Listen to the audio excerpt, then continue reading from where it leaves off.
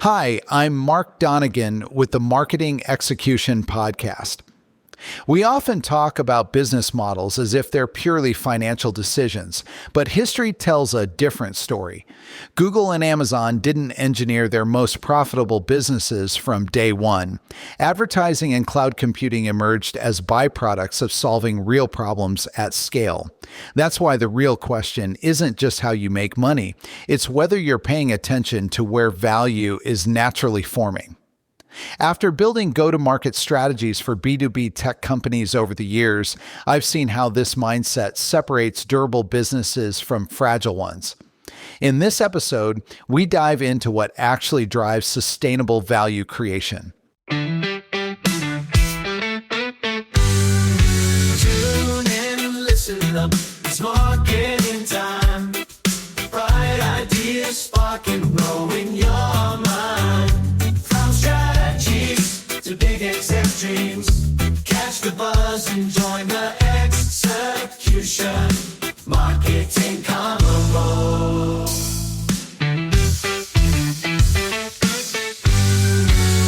Welcome to the Marketing Execution Podcast. This is the show for tech founders and leaders building B2B products and technologies.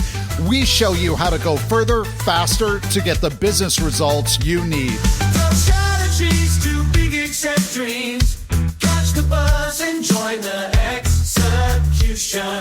Marketing Convo.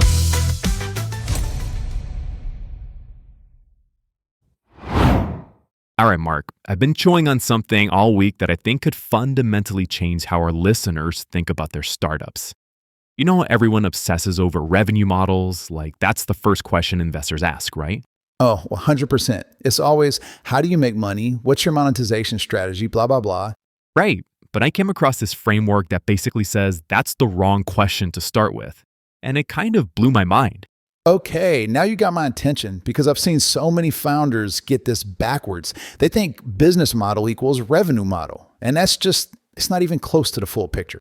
So break it down for me. What are we actually talking about when we say business model? All right, so here's the thing. A business model is really about value creation for multiple stakeholders, not just how cash flows into your bank account. I'm talking about what makes users come back to your app, what makes suppliers want to work with you, what makes partners excited to integrate with your platform. When all of those pieces click together, that's when you actually have a business model. So the monetization piece is just one slice of a much bigger pie. Exactly. And here's what's wild. I once heard of a company that had the most brilliant revenue model you could imagine. Subscription-based, high margins, predictable income, but they completely ignored their distribution strategy. And you know what happened? They couldn't get customers in the door? They couldn't scale. The product was great, the pricing was right, but they had no systematic way to reach their market. Compare that to how Coca-Cola thinks about things. Their secret sauce isn't the formula, it's their distribution network. That's the actual business model.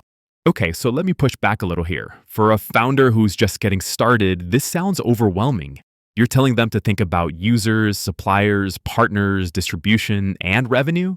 Where do they even begin? Great question. And this is where I think the PayPal story is so instructive. When they launched, they didn't try to be everything to everyone. They identified what they called power users. These were the heavy sellers on eBay who processed tons of transactions. So they started with a niche. A tiny niche, but by absolutely dominating that small segment first, they created a foundation, and then, only then, did they expand outward. Peter Thiel actually talks about this in 0 to 1. The most successful companies make that core progression, dominate a specific niche, then scale to adjacent markets, part of their founding narrative. That's such a different approach than what I see most founders doing. They want to capture the whole market from day one. That's exactly why they fail. You can't boil the ocean. You need to find your power users, deliver insane value to them, and let that success pull you into bigger opportunities. All right, so we've got this idea that business models are holistic and that starting with a niche is critical. What else should founders be thinking about that they're probably missing? Distribution. And I cannot stress this enough. You know, on the Marketing Execution Podcast, we talk a lot about tactics, but this is strategic. Even Google, one of the most successful companies ever, spends billions on distribution. They have this metric called traffic acquisition cost, and in 2017, they were spending over 70% of their network revenue just to acquire traffic. Wait, 70%? That's massive. It's massive, and if Google needs to invest that heavily in distribution, what does that tell you about your startup? You need to find channels that are sustainable, meaning they generate more value than they cost. They need to be diversified so you're not dependent on one platform that could change its algorithm tomorrow. And they need to scale with your business. So the question isn't just, can I acquire customers? It's, can I acquire customers in a way that still works when I'm 10 times bigger? Yes, that's the question. And most founders don't ask it until it's too late. They find one channel that works, they pour everything into it, and then they hit a ceiling and can't figure out why growth stalled. You know what's interesting? This connects to something I've been noticing about how different companies structure their value chains. Like, some are heavily franchised, some are vertically integrated, some are completely platform-based.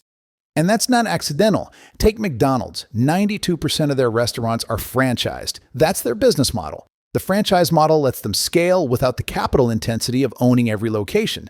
But then you look at a company like Luxottica in the eyewear industry, and they went the complete opposite direction. They integrated the entire supply chain from manufacturing to retail.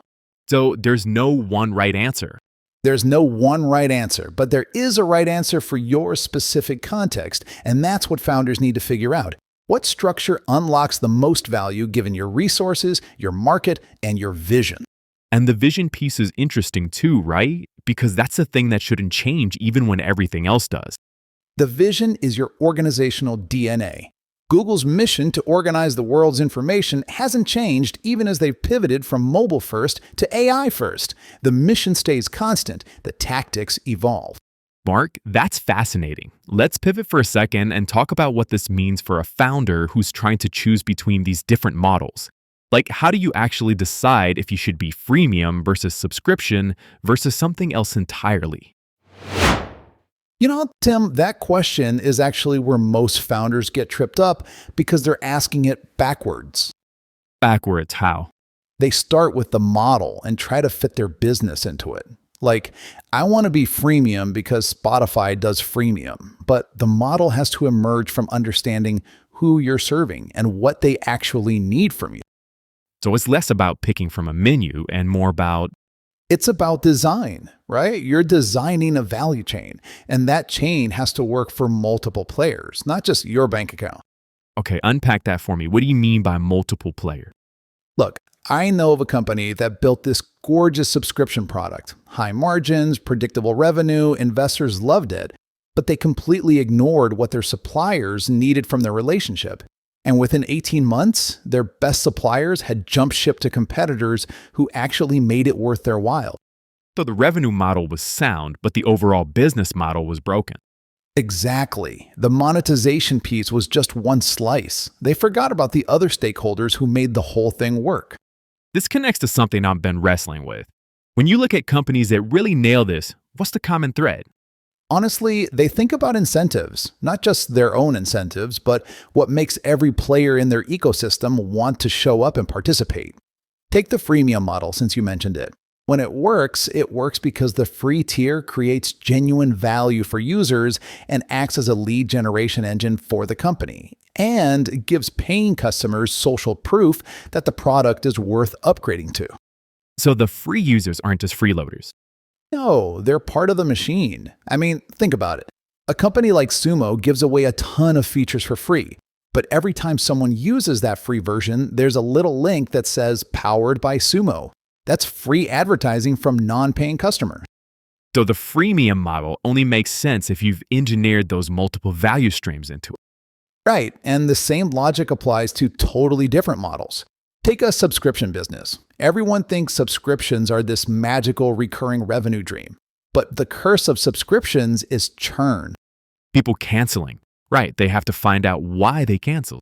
Because the company stopped delivering enough value to justify that monthly charge. Netflix spends billions on original content, not only because they want to, but because they have to. The subscription model demands constant reinvestment in value creation. So there's no free lunch. Every model has its own set of demand. Every single one. And this is why I get frustrated when founders treat business model selection like they're picking a template. You're not picking a template. You're making a fundamental choice about what kind of company you're building and what resources you'll need to make it work. What about the founders who are still early? Like they haven't figured out product market fit yet. Should they even be thinking about this stuff? Oh, 100%, because your business model influences your product decisions. If you know you're going to monetize through advertising, you're going to build differently than if you're monetizing through subscriptions. The incentives are completely different. Give me an example. Okay, an advertising business needs eyeballs, lots of them. So you're optimizing for engagement, for time on site, for virality. A subscription business needs depth. You're optimizing for how much value can I pack into this experience so people never want to leave. Those are almost opposite product strategies. They are opposites. And if you don't know which game you're playing, you end up building something that's mediocre at both. All right, Mark, this is incredibly helpful for understanding the why behind business model choices. But I think our listeners are probably itching to get tactical here. How do they actually start applying this to their own situations? Let's dig into the practical side of this. Okay, so first thing, before you touch anything else, you got to answer one question. Who pays you and why? That sounds simple, but most founders can't do it in one sentence. They start rambling about features and markets and competitors. No, one sentence. Who pays you and why? Can you give me an example? Sure, take Salesforce. Who pays them? Sales teams at mid-sized to enterprise companies. Why? Because they need to track deals and not lose customers in spreadsheets. Done. That's it. Try. Okay, that's pretty clean. And once you had that sentence, everything else flows from it. Exactly. Your pricing, your channels, your partnerships, they all have to serve that sentence. Then step 2 is mapping your value chain. And I mean literally drawing it out. Grab a whiteboard or a napkin, I don't care. Put your customer in the middle. Then draw every single player who touches that customer before, during, and after they buy from you. Like suppliers and partners? Exactly. Suppliers, partners, distributors, even competitors in some cases. Think about Luxottica. They make eyeglasses, right? But they didn't just build a product company. They bought the whole chain, manufacturing, brands, retail stores. They drew that map and then they owned every piece of it. But most startups can't buy their whole supply chain. No, they can't. But that's not the point. The point is knowing where the value leaks out. Where are you dependent on someone who doesn't care about your success? And then you fix those leaks, or you build around them, or you partner strategically. But you can't fix what you can't see. This reminds me of something you said earlier about incentives. Yeah, step 3 is the incentive audit. Go through every player on your map and ask, what do they want from this relationship? And be honest, your supplier doesn't care about your mission statement. They care about payment terms and volume. So you're basically doing a stakeholder analysis. But with teeth, you're not just listing stakeholders. You're asking, is this person's incentive aligned with my growth or against it? Because if your channel partner makes more money selling your competitor's product, guess what happens? You get buried. You get buried. I've seen it happen so many times. Great product, terrible channel alignment, dead company. Okay, so we've got the one sentence, the value chain map, and the incentive audit. What's next? Next is picking your monetization model. And here's where I see founders mess up. They pick based on what's trendy instead of what fits their customer. Like everyone, wanting to be subscription because Netflix is subscription. But here's the thing. Subscription only works if you can deliver ongoing value that justifies a monthly charge. If your product solves a one-time problem, subscription is going to feel like a tax to your customer. So how do you choose? Go back to your one sentence. How does your customer want to pay for that value? Do they want to pay once and own it? Do they want to pay as they go? Do they want to pay nothing and let advertisers foot the bill? But what if you're not sure? Then you test. Wolfram Alpha started with a freemium model for students. They gave away the basic engine and charged for advanced features. They didn't guess. They watch how students actually used a product and priced accordingly. So the model emerges from behavior. Always. The best business models aren't invented in conference rooms. They're discovered in the wild. And the last piece is distribution. You can have the perfect product, perfect pricing, perfect incentive alignment. But if nobody knows you exist, you're dead. So what's the framework there? Ask yourself 3 questions. 1. Where does my customer already spend time? 2. What would it cost me to show up there? 3. Can that cost scale with my revenue? Imagine, Google spends billions on traffic acquisition. Billions. But it works because their revenue scales faster than their distribution costs. If your cost per customer goes up as you grow, you've got a broken model. Mark, this has been incredibly tactical. We've covered a ton of ground today. Can you take a minute and summarize the key points from everything we've discussed? All right, let me pull this all together. We started by reframing what a business model actually is. It's not just how you make money, okay? It's how you create value for everyone in your ecosystem, your users, your suppliers, your partners, all of them. Then we talked about the power of starting small. Remember PayPal? They didn't try to win the whole internet. They dominated eBay power sellers first and expanded from there. We covered why distribution matters more than most founders realize. Even Google spends billions just to get traffic. If they need distribution, so do you. You should know your one sentence, map your value chain, audit your incentives, pick a monetization model that fits your customer, and build distribution that gets cheaper as you grow. Mark, After everything we've covered today, what's the one thing you really hope our listeners don't forget?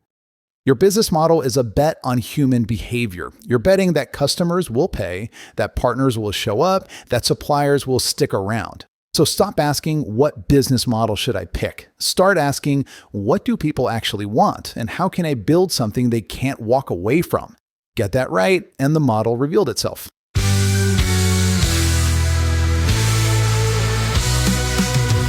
The Marketing Execution Podcast is produced by Growth Stage Marketing. We are on a mission to see your company reach wild success using marketing pods. Too big, accept dreams. Catch the buzz and join the execution. Marketing Convo. Thank you for listening and being a part of the marketing execution movement and community. To learn how growth stage marketing clients reach more buyers and drive business impact, go to growthstage.marketing. That's growthstage.marketing.